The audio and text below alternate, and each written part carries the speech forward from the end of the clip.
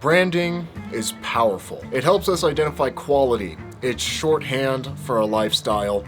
It communicates to the world the type of people that we are or wish to be. And perhaps no other country's branding and culture are as tightly interwoven as France's. Us cyclists owe a lot to France, from innovations in bicycle technology as early as the 1800s, to the introduction of the world's most famous cycling event in 1903, to pioneering bike companies that made cycling safer, more affordable, and more accessible to the masses.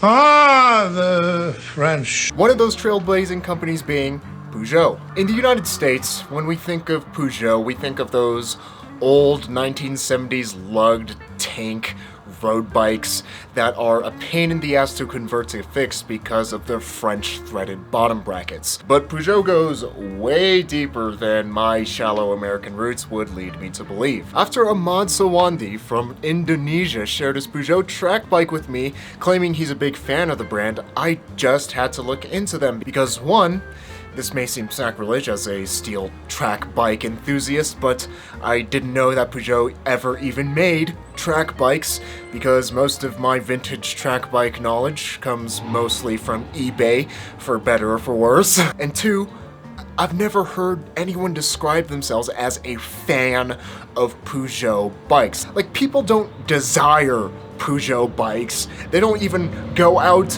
and buy Pujo bikes. You get a Pujo bike after cleaning out your grandpa's garage. Luckily, we have a fine specimen of a Pujo to learn all about the company.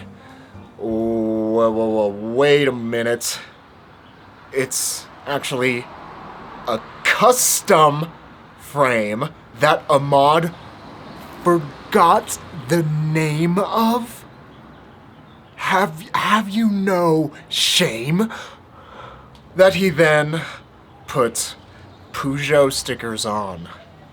This man would rather rep a company that is a stale croissant husk of his former self than the person in his very own hometown that built this bike with their own two hands. That's gotta be real embarrassing whenever you ride by the builder's place. Now let's see what happens when fake Fixies go too far in this bike check of Ahmad Sawandi's Pujo. Speaking of bikes, you should check out this portion of the video sponsored by Wabi Cycles to learn how to get the most fun out of your bike in 180 seconds or less. Be sure to watch me and Wabi's video series 3 Minute Thursday by clicking the card above or by sticking around until the end of the video. I've seen my fair share of fake Fixies, and it's always one of two scenarios. Either a company is trying to maliciously sell low-quality bikes but command a higher price by making a fake version of a more desirable bike, like the fake leaders that plagued the market back in the early 2010s. Or it's people taking bikes that they already have and trying to make them look like more desirable bikes for more fixie points. Like people taking leaders, or fake leaders, and sprucing them up to look like Bianchis, or slapping Bridgestone decals on a Kilo TT. Dang, you took out the faux Bridgestone. Or my favorite fake bike of all time, when Michael painted his Cannondale capo to look like a Cannondale track. Whether it's a fake leader, a fake Rolex, or children cutting the wires off of their earbuds to make them look like AirPods, people make and buy fake products as a shortcut to get the social status that those products promise. It's all about the fixie points. But who the hell wants a Pujo?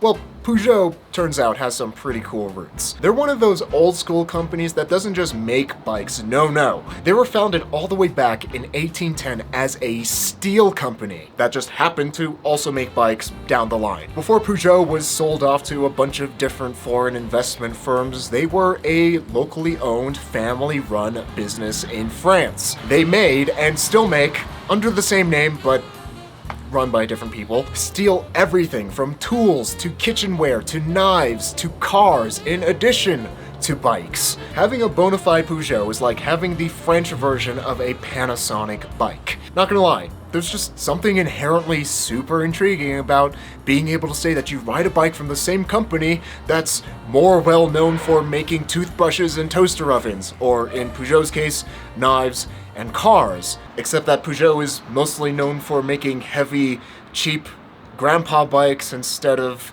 exquisitely made track bike masterpieces. Other than those little details, Panasonic and Peugeot are pretty much the same thing. If only this Pujo was the real thing. I could forgive faking a Peugeot, almost, but faking a Peugeot with a locally built, custom-made bike that was tailored to your exact specifications and falsely attributing the good name and work of that builder to a faceless multinational corporation, that's just unforgivable. The frame is a beauty in its own right, with a unique geometry that any fixed gear rider knows you can't get anywhere else but custom. You need to show some love to the person that built your bike, my man, because they did it with their own 2 hands, and they did it with way more love and attention to detail than any faceless multinational corporation ever could. Dude, if you are this committed to having a Peugeot, there's probably a dozen, and I'm not even exaggerating, a dozen old Peugeots just gathering dust up in the rafters at the Sacramento Bike Kitchen. I can start a GoFundMe for you to cover the shipping costs to Indonesia. Yeah, it'd be a conversion, but also you wouldn't have to live with the shame of having to say, I ride a custom-made fake Pujo. The Pujo stickers you made probably cost more than a real Pujo. Look, Ahmad. Bubby. I'm not mad. I'm just disappointed. Moving on from my disappointment for the rest of the build, Ahmad is going for that D-brand sponsorship and remove most of the branding for the components to keep things clean and not distract from his bootleg Pujo stickers. Up at the cockpits, we have a set of Ritchie Comp triple-butted drop bars, stripped of its finish, wrapped in Super Plush Supercaz Cush bar tape. The bars are attached to a vintage adjustable Major Taylor stem, painted black as to cover its vintageness and copious amounts of rust. It's not rusted if you can't see the rust after all. And bonus fixie points for slamming a threaded stem and being able to touch your front rim when riding in the drops. Then we have a Mikke Primato threaded headset steering a vintage road bike fork that, surprise surprise, Ahmad forgot the brand of, because after all, if he doesn't know who frickin' built his custom bike, he doesn't know the brand of the fork that he salvaged. Moving on back, we have the classiest unbranded dual-tone seat post fastened with an equally unbranded collar, supporting a test Sella San Marco saddle salvaged from a bike shop. Down at the pedals, we have a set of VP track pedals that could definitely take a good chunk out of your calf with those shark teeth, accompanied with white leather double straps and steel double toe clips. The cranks are the one, the only, the infamous cranks that you've probably ridden on your own bike at some point. Lasco cranks, paired with a 48-tooth Sugino Messenger chainring, repainted to look like a much worse chainring, tying together the silver on black accenting introduced with the headset and seat post. Just because it's not a baller bike doesn't mean that it doesn't deserve attention to detail. Back at the cog, we have an unbranded 14-tooth because obviously bigger ratio means better rider, and the drivetrain spins with a KMC HV410. That, in KMC's own words, is a high-value chain. Bet you can't say that about your Izumi Super Toughness now, can ya? The wheels are Vuelta Stylus 30 rims. You gotta love it when the factory manager in China is the one naming the products. Laced to BLB branded sealed bearing formula hubs for silky smooth rolling, regardless if it's the wet or wetter season in Indonesia. I like this bike. Mostly. It's clean, it's well thought out, it's functional, and the fact that it's custom built scores its bonus fixie points. But the fact that you'll throw away that builder's love and attention to detail and tribute the good work to a company that isn't even that cool to begin with when it comes to bikes is despicable. It'd be like if your mom invited you over to her house for dinner and she told you she would make you your favorite meal from childhood. And then you show up to her doorstep holding a McDonald's bag saying, "Yeah, your cooking is good, Mom, but you know, I like the chicken nuggets better. Instead of that food you're making, can you just make me some more frozen chicken nuggets instead? That'd be great."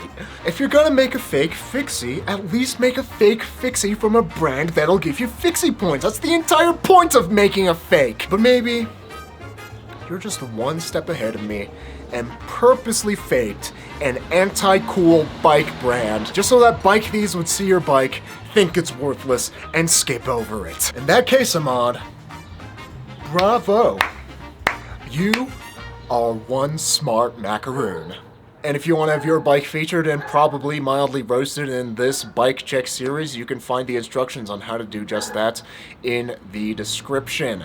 And Fixie famous shoutouts to Zane Colnett, Scott Palangi, Ryan Witt, Robbie Andaya, Kelvin Ho, Justin Javier, Julian Corona, Henry Grants, Gio DeZera, David K, and Brandon Black for helping to make these Fix Gear videos possible through their support on Patreon. And remember that life is short, but don't make it shorter, so ride your bike every day to be reasonably dangerous.